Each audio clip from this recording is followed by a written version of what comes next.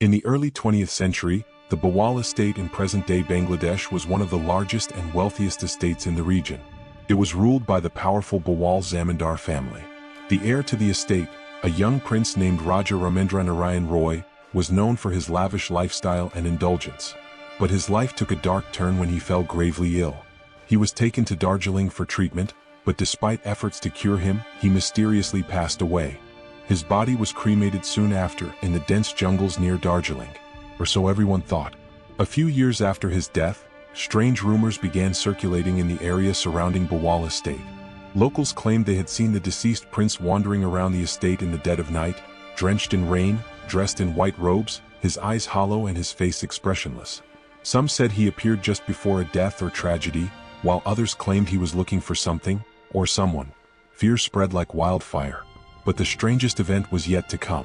One stormy night, as heavy rain lashed the estate, a man appeared in the nearby village. His face was gaunt and his skin was ghostly pale. His clothes were soaked and his eyes were filled with torment. He claimed to be Raja Ramendra Narayan Roy himself, the very prince who had been declared dead years ago. The villagers were terrified, some believing he was a ghost come to seek revenge or unfinished business. The man claimed that on the night of his cremation he had not actually died. He had been in a state of deep unconsciousness, misinterpreted as death, and his scheming relatives had hastily arranged for his cremation. But as the flames licked his skin, a sudden downpour of rain had extinguished the fire, sparing his life. He had been rescued by a group of ascetics who nursed him back to health. Now, years later, he had returned to reclaim his rightful place. The case eventually went to court. Villagers who knew the prince testified that the man was indeed their long-lost ruler, but others were not convinced, believing he was an impostor.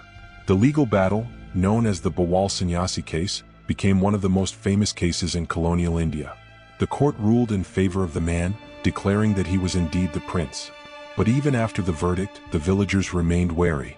Many believed that the prince's return was no miracle but a curse. They whispered that it wasn't truly the prince who had returned but a restless spirit inhabiting his body, cursed to wander until the estate's hidden sins were atoned for.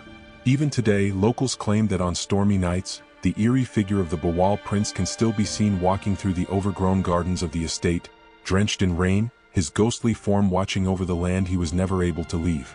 Some say he is still searching for the answers to the mysteries of his life and death.